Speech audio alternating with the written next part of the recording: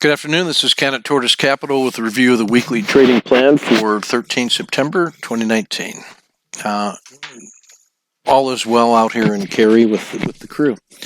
The market's in bullish normal conditions. Looking at the NDX stack, everything is deeply overbought except the 3-day look back, and so there's been a slight pullback on Friday, but still leaves us at the high end of neutral at 71 out of 100. So this is a market that is pushing all-time highs in every time period, fully valued, coming up to critical states at peak market. The last time it was here earlier this summer, it collapsed 10%, and so we will be prepared for a sharp move in either direction, and we will shorten up our time horizons to take advantage of the expected moves, which should be larger than normal. You can see the current holdings for blended monthly rebalancing for the month of September. Next reevaluation due on or about 1 October. There's still a balance between treasuries and the key U.S. indexes that have been leading the way north. So it is a risk-adjusted, balanced approach, in my view, featuring technology and U.S. real estate and gold as alternatives to the equity. So it's kind of an interesting mix. You can see the leaders in the different portfolio segments based on the closing prices on Friday. So treasuries and tech are still reflected, but XLY is starting to come online. And then in the stocks, you can see Home Depot, Apple, Procter, Goldman, and JP Morgan really leading the way in the Dow. Theoretical exposure in ETF2 is at 90% in the asset allocation model. That's 9 out of the 10 indexes are above their 4-month moving average. In the market mosaic, price with respect to the 200-day moving average is green bullish, so that's an exceptionally strong market as it's pushing near to all-time highs. ADX14, the strength of trend is still neutral, though, at 18.8, so it's been a choppy ride. The risk index is the 30-period moving average of the VIX divided by the 10-period moving average of the VIX. The boundary between risk on and risk off is 1.0. The current reading is at 1.155, so we are well into risk on, favoring short-term volatile growth type assets on the long side. Take that score of 1.155 and look at the last 5,000 trading days and compute the risk Z, which is the Z-score, compared to the long-term average and standard deviation. We have a Z-score of 1.45, meaning that 1.5 standard deviations above the long-term normal for that long look-back period. In the graphic for risk Z, you see a 180-day histogram. You can see that we've recently moved from a -2Z to a 1.5Z and climbing. So we are well into the summer of swing trading goodness to the upside, to the point where we got to be cautious now about potential reversals because of the outstanding move that we've just seen. About 140 days ago, you see the last time that happened. It climbed all the way to Z2 and then sold off in a couple different legs on the way down. So that's what we're mindful of right now. Just a reminder, a commercial plug here for the Patreon site that I'm going to be moving to distribution of all material through there. This is a chance to get in early. In the S&P weekly market health check, you can see that we had a strong week up. It made a PSAR flip. We're pushing near the all-time high at the green line. So if it gets above that green line, it is all long, all the time, free and clear. So we're out of the dragon, and the dragon is resting on the north shore of the river, which is sloping up. The RL10 is sloping up. The 30's out of the river, so we have trending upward behavior. Slope of the 90 is up. The river is up. And then you see the price ladder on the red line. So these are all what used to be resistance levels are now support levels. And if the market collapses from here, those are the price targets on the way down on weekly charts. That would take us all the way back to November last year when the market was around 250, the last time it had an extreme Z3 move. Right now, we're right at just shy of Z2. And the pullbacks of the last couple months, those two measured pullbacks, have taken the market out of summer and now into the fall and we're right in the middle of the Red River. So we're still having a long bias, but the bull is starting to get a little long in the tooth as it approaches a critical state. The last time it was here, it sold off sharply to about 280, and so that would be about an 8% sell-off if it collapsed exactly from here. So that's the weekly market health check. Cautiously optimistic, but respecting large moves in either direction. If we look at the monthly market health check, again, the same thing. We're pushing all-time highs here on the monthly. It's out of the dragon. The dragon is up. It's on the north shore of the river. It has been just a solid, steady move up, except for one sharp pullback in November of last year. But this year's been pretty good. Even the size of the pullbacks, the last two pullbacks, nowhere near the sell-off that we saw in November. I caution there that the approaching shenanigans of the political silly time could add some volatility to this mix, and so we're mindful of that. But you can see now the price targets on the way down at the middle of the dragon, the southern skin of the dragon, the Bollinger Band mean, the PSAR, which is right at Z-1, and then all the way down to the long-term fair value of the RL 270. So long term, this fair value is at about 230. So still a lot of outperformance in this Trump economy. Shifting now to blended month rebalancing and an assortment of portfolios, 13 ETF portfolio, all on buy signals except for Latin America, which is the laggard in the big broad indexes. It's on cash. Everything else is on a buy signal. The key leaders of the technology and treasuries underperformed this week. Treasuries especially got smacked in this last week was such a strong move upwards that people were moving out of treasuries back into equities. And so the nice gains there got cut basically in half. And so treasuries are hardly the risk-free rate of return, although that's their name. They trade much more like equities and have a volatility all their own. So that's not a safe place to store cash. It is simply another asset class that has performance characteristics. A big winner this week was the Russell 2000 IWM outperformed everything else by quite a distance, which is interesting to me because as the market moved away from defensive plays and into equities, it rewarded the laggards like the Russell 2000 and the energy sector. And so what used to be laggards now got a burst. That's like a buying quality on a dip. And that led me to believe that people are willing to accept a little more risk and buying quality on sale. So they're shifting maybe away from the relative strength assets to those asset classes. That actually supports the idea of the long-term gains if it can get through the previous swing high. So we'll see how that plays out. Otherwise, that's just an anomaly and a short-term buying quality on sale. So that's why this week is a critical state in the market to see where the follow-through is. Where's the strength going to be by sector and by broad index in the U.S.? And it's clear that the U.S. is the index that's making the difference right now. It's really leading the way compared to the rest of the world. ETF 22 portfolio, more of the same, although now we see Japan, material sector, and the Russell were the big standouts. But otherwise, all of the previous relative strength leaders, you can see now on a one-week basis, all of them underperformed except financials. In the 1 week, those that are highlighted in the red had significant underperformance. Yellow was underperformance. White was slight outperformance. Green would be exceptional outperformance. That's the color coding that we use. And so that looked almost like a changing of the guard. ETF 32 portfolio adds 10 additional global and sector ETFs. See about a third of them, maybe a quarter of them are on cash signals, all still on the weekend.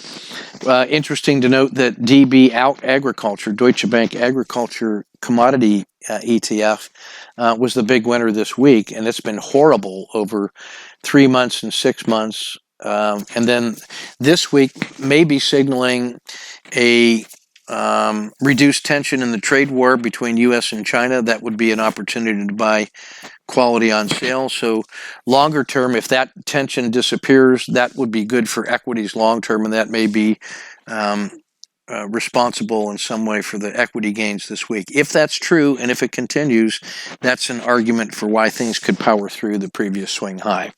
So that's the upside contingency.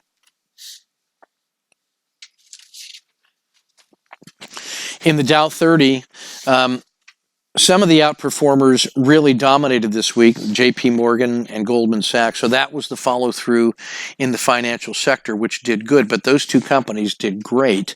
So that's the place to look for continued momentum going into this week. So if the market is up and financials are better, look at Goldman and JP Morgan to see if that's more follow through, and you can see what kind of outperformance you get from different companies.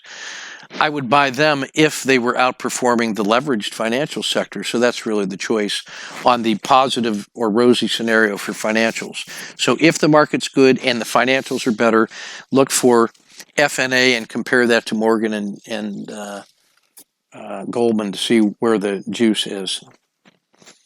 In the materials sector we saw on the last chart, it's look further down, you see Boeing and Caterpillar have been excellent. Now, what really makes that attractive is that you see on the 6-month and the blended performance, they both have significantly underperformed, but in the last month and the last week, they really have made some turnaround. So this could be part of a rebound in the economic sector, which had been depressed by the China-U.S. trade wars. And so this may be a resumption of that economic strength in basic materials and the business cycle. And that may contribute to additional enduring gains for Alcoa, Cliff Natural Resources, Home Depot, Caterpillar, and so forth. That's going to be good for the Dow, good for XLB. You might look at some of the leveraged material sector ETFs as well. GE, that hog, benefited from the gains in financials as well, but I continue to believe that is a short-term opportunity trade in either direction only, no long-term commitment. Their business model is broken and leadership is absent, and it's a dead man walking. But it benefited from the gains in the financial sector. McDonald's and Visa and Nike and Travelers all had been relative strength leaders up until last week, and they significantly underperformed. And that's what leads me to speculate on the possibility of a changing of the guard and sector cycling in a resurgent U.S. economy. So that could definitely be one of those market and sector scenarios that we want to check. So I'll be watching them for information content. Sector spiders. This is the broader look at 37 different ETFs inside or 31 ETFs inside the broader U.S. markets. So strength, again, materials, banks, regional banks. So that's a broad-based financial sector. It's not just big, large caps. It's also the regional banks. Metals and mining, XME did very well. So if we're not sure which company to get, XME is very liquid, very volatile, and you can get some nice bump from that. And again, that's a symbol that has been just starting its turnaround after underperforming for 6 months and 3 months. Pharmaceuticals doing well, biotech doing well, so there may be a healthcare sector support as well.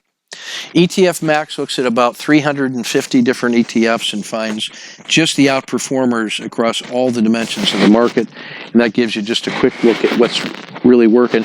Just notice how many of the long-term relative strength leaders, and that's the ones that were in the green on 3 months and 6 months and blended, take a look at them on the 1 week and see how many of them underperformed this week. And so there is almost a sector rotation where people are harvesting outperformance and starting to buy underperforming sectors, almost like a dollar cost averaging approach. That would generally be your strategy if you had long-term belief in the health of the market and we're just trying to play sector cycling. And that's part of the argument to the upside to me. So we know what price triggers indicate a return to meltdown, but absent that, it looks more like sector cycling to me and in financials and materials, and that's the way I'm going to play it.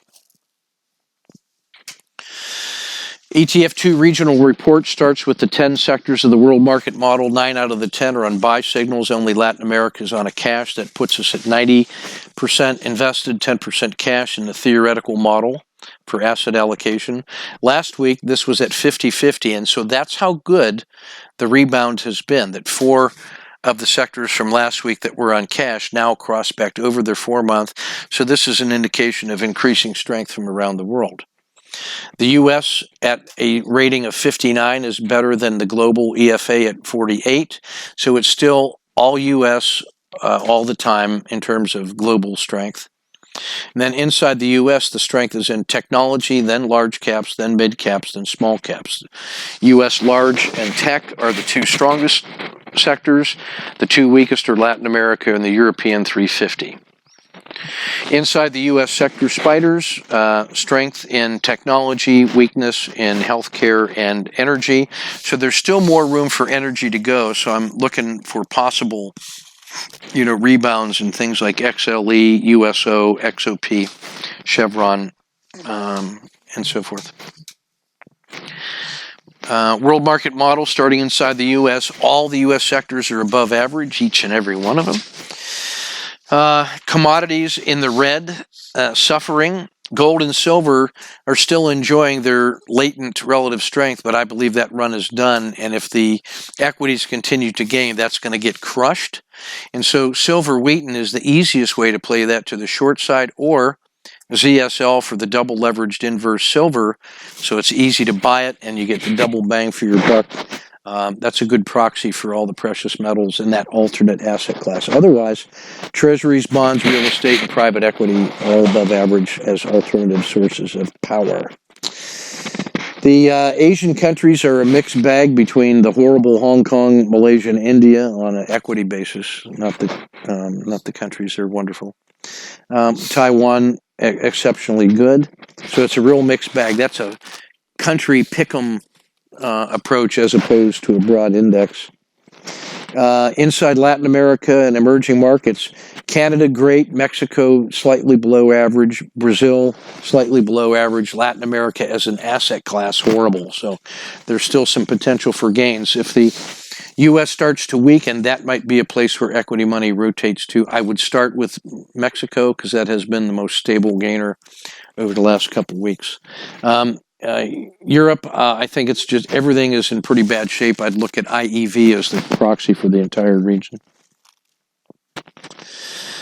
This is the printing on this got a little screwed up, but this is the ETF2 summary of the top performers.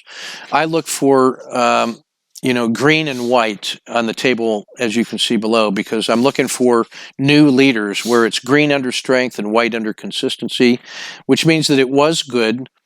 Consistency in the white means it was that's the average relative strength over the last 10 weeks. The strength column is the current relative strength this week. So if you're green and green, that's great. You've been great last week and for the last 10 weeks, and you're still great. So what's not to love?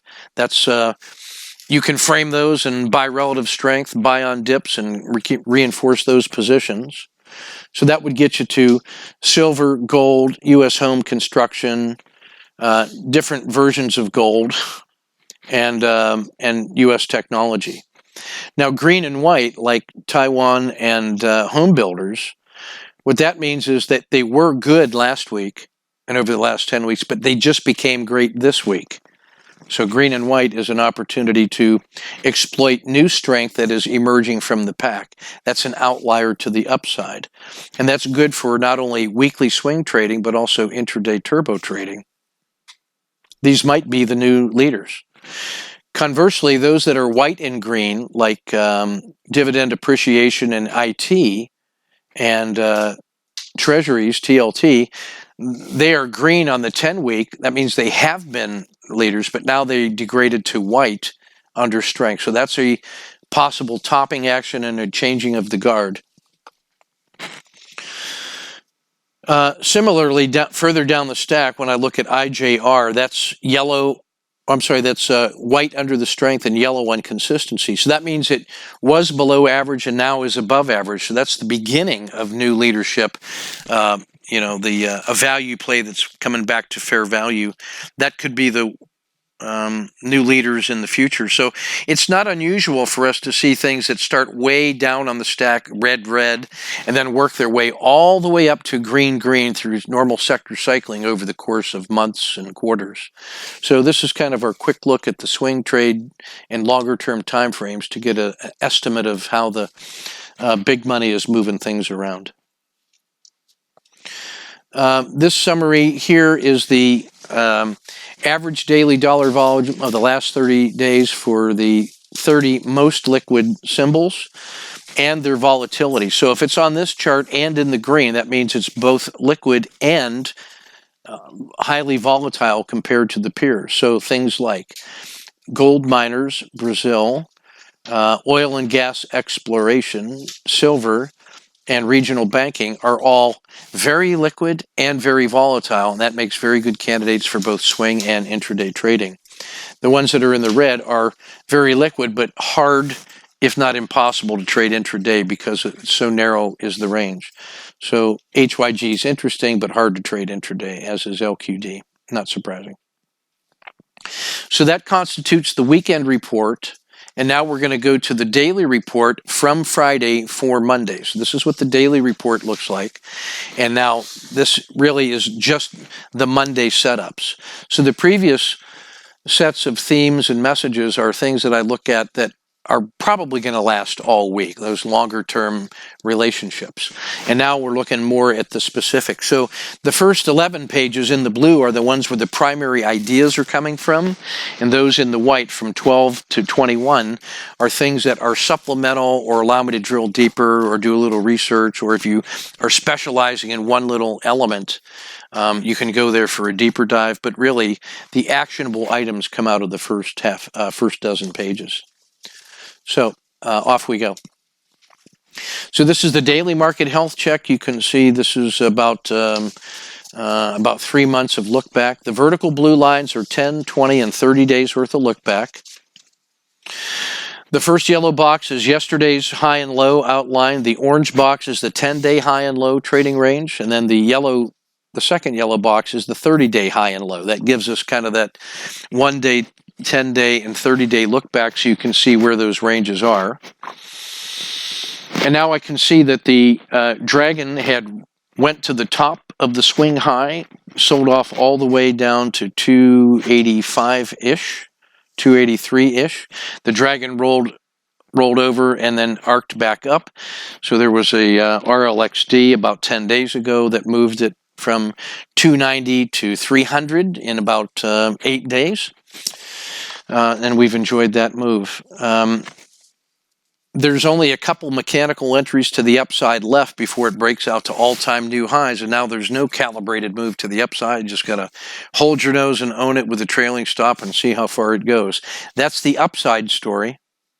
If it does that, that could be 5 to 8% of an upside move, given the size of the legs are right now at about $10. This thing, if it breaks through 302, could get to 310 or 312 just through the normal course of relief and enthusiasm and all that jazz. That's what that short burst looks like. So $10 on 300 is about a 3% enthusiasm move just on the basis of relief. That minor sell-off on Friday is information that they were willing to hold it pretty much at a high level over the weekend. I take that as a favorable sign. The dragon is sloping up and on the edge of the river already. The 30, the 90, the 10 are all sloping up. The 270 is solidly sloping up. The PSAR is in 24 days worth of continuous upward movement. That's a very long winning streak. Not the longest we've seen, but that's been quite a move. You can see in the MACD histogram that we went from a period of summer through the fall down into the winter for brief sharp sell-offs, and then around that yellow dot 20 days ago it failed to fail further, and we began incrementing back in the spring. It made it through the Red River, crossed over into the summer about 5 days ago, and has continued to arc its way forward. Whoops. So there we are at the top of resistance, at the top of where the summer got to on the last MACD histogram, and had a measured move and a little doji near the top. And that's why I'm prepared to go short or long from this as a critical position, critical state. And I will get short a breakdown of the yesterday's low intraday first, and then look to add to that position if it closes weekly. Otherwise, I'll try to make some money intraday and then just keep a short-term trading time horizon on this and make money this week in short-term trading until we start getting some directionality. The downside, you can see the price ladder all the way down. But this last week was a vote to the upside, but now we're going to test 302 and see what really happens. What kind of a market is this? I believe that's the single most important question for the entire week, because this is the drum that drives the song. And if we got to get that right to get everything else right. So that's going to be my primary focus this entire week. Get the U.S. market right. We've seen most of these from the daily already, so I'm not going to restate those. The Dow Tactical 30. Only 3 symbols on the auto framer test out better than 2-to-1, Merck, McDonald's, and Visa. I like McDonald's here because it had been a 12-month outperformer. It's up 30% over the last year, but it has had short-term pullbacks on the 1-month, 10-day, and 1-day look-back, and sold off hard on Friday. That makes it a channeling and an overreaction long mechanical signal, and so I'm going to trade that one as a buy quality on sale. Who doesn't want to own McDonald's if you're a hedge fund or a mutual fund? You got to own that long-term until we change our ways. So that looks to me like a nice... Oh, and also Coke and Pfizer and Apple. All 4 of those, with their big sell-offs on Friday, I believe create buy-on-dip opportunities for quality. All 4 of those were relative strength leaders, except Pfizer, but 3 out of those 4 were. On the other hand, I look at the winners like Boeing, JP Morgan, and Caterpillar and say, especially JP Morgan, that had a 10-day, 1-month, 3-month, and 6-month breakout, and it's been outperforming for 1-day, 10-day, and 1 month, and it was a big winner on Friday. That's pretty easy to believe in continued momentum, so if I see it, I'm going to own it. Unless the financial sector itself is doing better, then I'll just own the sector. Caterpillar, same condition. United Health, same condition. Excuse me.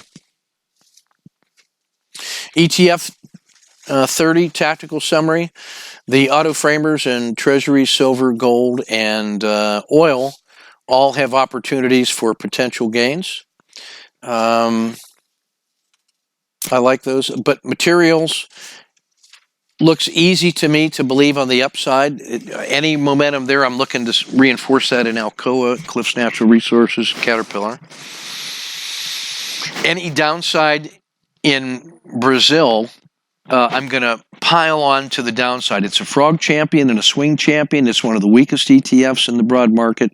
So if the market is weak and Brazil is worse, I'm piling on that one to the downside with a hybrid frog, and then looking to get large intraday and then hold pieces overnight on swing trades with markets money. That's a high price short side target for me. Treasuries and silver. Silver I'm interested in, but I'll play it by watching wheat and precious metals, because it's easier to buy and sell that intraday, and it's very liquid, and it is actually like a leveraged gold and silver play. So that'll be my plan there. Pinch and stretch. First column are all the, based on Z-score excursions north of their Bollinger Band mean. This is... they have exceptionally large moves already out of the river and going, so it's not surprising to see the relative strength leaders there already. Second stack are the most negative Z-stretches. These are the ones that are suffering. So I'm going to go look at McDonald's and Merck as quality companies that have exaggerated downside moves, and look to see if there's any interest in buying on value. I'm just a catfish. I'm a bottom feeder, a scavenger. I like to buy quality on sale and play it back to the Bollinger Band mean. That's just my nature. The most expanded pinch boxes are the ones that have the widest rivers on a Z-score basis. So these, you get that kind of score when you've had an exceptional 30-day directional trend that makes the river wide. So Silver, Home Depot, Treasuries, and Verizon. So of interest to me are Home Depot and Verizon. That's buy strength on a continuation play. So I really like those. We'll get it done. The only Z3 super pinch out there is Microsoft, so I'm ready to bracket that in either direction. And so that was a relative strength massive winner that's been down over the last 1 day, 10 days, and 1 month, and its volatility is compressed, so it's perfectly postured for a strong move in either direction. So that's on my short list to develop. Auto framers, you can see these are evaluated on a risk-reward basis simply on mechanical entries on a return to the 10-day high. divided by the risk of the range risk. And so Treasuries, silver, oil, Merck, and McDonald's, those are sweetly positioned for big moves in either direction, and that's all the framing data you need to build those mechanical trade frames already with the power of the spreadsheet. Regression line fractal framework, we're looking at the Dow 30 and the ETF 100.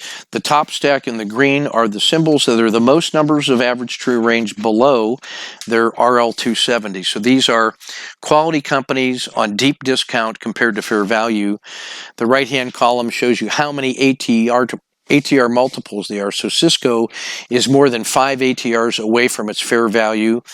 McDonald's and Merck, Pfizer and AXP, all of those are of interest. Those are quality companies, and there's room to go to the upside on swing trades. Same thing for the ETFs. The bottom stack in the red are the ones that are the most number of ATRs above their own RL 270. These turn out usually to be relative strength leaders. So there you see Morgan and Home Depot and Apple and United Tech and AT&T. So AT&T is 8 ATRs above its fair value. How long can that last? I don't know, but it could keep going as before. So that's a chance to look at momentum-based relative strength leaders using the ATR as the multiple. Interesting to me is UNG, natural gas, over on the other side. It's still 6 ATRs below its long-term fair value. Any rebound in the energy sector could really support that one with a nice short-term bump in energy. So I'll be looking at that. Squeezed on a daily chart. These are symbols whose ranges were compressed so much on Friday that if we just got a range stat move with a mechanical entry, then we would have those multiples. So Amgen and General Dynamics both test out better than 3-to-1 just on the basis of a mechanical pop. So I would be looking for these candidates to open inside yesterday's range, take out the mechanical entry, trail it with a range risk, and then if it does a range stat move intraday, you're looking at a 3-to-1 reward to risk ratio just on the basis of that unusual compression. Those were the only 2 in the stack that tested out better than 2-to-1. But you can see some other ones that were close. So McDonald's is interesting in there at 1.4-to-1. So there's some room for McDonald's to really be a nice one-day trade on a company that everybody has to own if you're a pension fund manager long term. So why wouldn't they buy McDonald's on sale in a recovering U.S. economy? I mean, people eat at McDonald's, especially when the economy goes bad. These are the 4 seasons of MACD for the Dow 30 and the ETF 30, organized by season, and then inside the season stacked by where it is with respect to the Red River. So Coca-Cola is in the fall, and its 0.32 z-score means it's in the bottom half of its Red River. Whereas McDonald's and Merck in the winter are almost 3 standard deviations below their Red River. So that's how bad that move has been. So when those convert to the spring, I'm stalking them, and I'm looking to buy early and start building positions on a long-term recovery on 2 must-own companies. Every company that's in the Dow 30 is a must-own by somebody. So when you can buy quality on sale, why wouldn't you? Those in the summer are the ones that are already moving out and taking names. So look at the JP Morgan, Caterpillar, ExxonMobil, and Dow Chemical. Those are the ones that are leading the way and are the easiest to believe in. So if you see momentum in those, so if the market is up but they're doing better, buy the company. That's the least risky entry of all. The multi-time frame NDX summary. So this looks at the look-back periods, 3, 10, 30, 90, and 270 days. rates that as a 0 to 100 on the NDX score, and then sorts it by the 10-day look-back period, because I start with a swing trade framework and then work down towards the day trade and up towards the longer term. So I use that 10-day lens as the organizing principle. And then I look down there and I see JP Morgan is killing it on every time frame, easy to believe in. It made a breakout on every time frame, so there's no resistance overhead. The easiest symbol to believe in of all, Caterpillar not far behind, as is United Tech. Conversely, over on the ETF side, silver and treasuries and gold all got crushed. Now they're on the upper half on the 270, but the 3 and the 10-day sell-off has smashed them. Then if you look at the ETFs in the green on the downside, Japan is actually in pretty good shape for Japan. Hard to make a living in there from the U.S. markets. It's not very volatile, but I keep it in there just as a point of reference. What's interesting to me on the ETF side is Mexico at EWW. Long term, it's still well below its long-term average, so it's at 35 on a 270. That means it's in the bottom third of its annual trading range, but has been really starting to outperform over the last 30, 10, and 3 days. That's part of that recovery of an asset class that had gotten beaten down thanks to the administration. So this is a way that I can take a look at multiple time frames, get a rapid estimate of where things are in their trading ranges, and then it draws my attention to different styles of trading that appeal to me. And now I can quickly go decide which charts I want to look at, so I can focus on what I'm good at. ADX stat, still work in progress. Market mosaic, this is a quick look at some of the characteristics of the market. You can see that the upper left regression line slope is up. The polynomial regression line is up and leading the way. That means the strength is increasing. You can see below that on chart 3 that it made essentially an RLCO where it crossed over its own 10-period moving average, more than one standard deviation from average. That is a signal of a potential turning point in the market. And when you look north, you recognize, oh yeah, it actually did follow through. So that's good early warning. That's the market health check. That's the slope stat of the market. Get that right, and you have a market classification for swing trading and beyond of incalculable value. Chart number 2, upper right, shows you a 180-day look back. So that's a zoom out, by a factor of 6. So you can see that turnaround that it made, 10 days ago, it turned around exactly where it turned around the last time. And we made that call 10 days ago and said, be prepared for a surprise move to the upside, despite all the news and the evidence. And sure enough, followed through. When you take a look at chart 4, that's the price relative to the 200-day moving average. That's another form of the stretch stat. It's now stretched one standard deviation away from the Bollinger Band mean, from the long-term average, I should say. And that's the place where it collapsed the last time. That's why I say the market's in a critical state. If you look at chart 2 and chart 4, this nice little bounce we've enjoyed this last week has brought the market exactly to where it collapsed the last time. And so now that's why I call it in a critical state. If it breaks through this, it's got another 3 to 8% to the upside. That's $10 in the S&P. If it fails, it's going back to 290. That's a $10 retracement. That's the size of the playing field for the tactical traders this week. Manage your trades accordingly.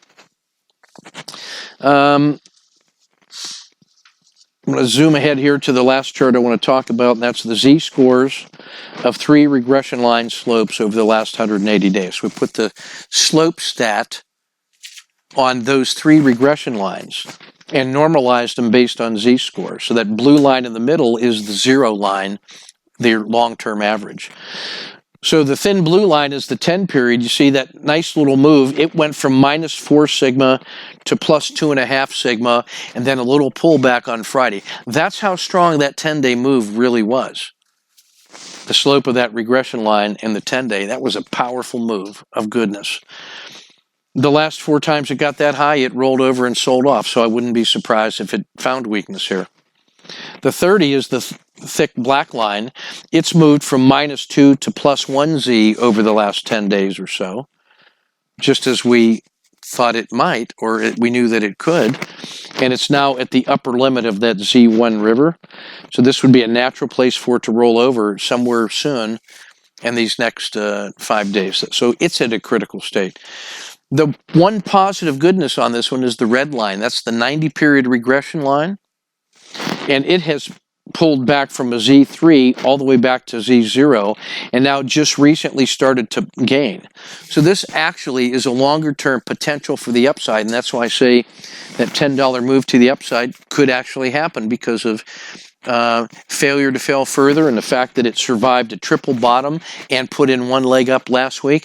That's the upside positivity. So this is a market that is in a critical state, poised to go strong in either direction, at least $10 and then possibly more. So we know who the leaders and the laggards are in the logic chain that gets us to those targets quickly. So we will keep our risk measured and powder dry, and we're going to sharpen our knives and be ready for the trade in the week ahead. That's everything I want to talk about tonight. Ken at Tortoise Capital. Keep your risk measured and your powder dry.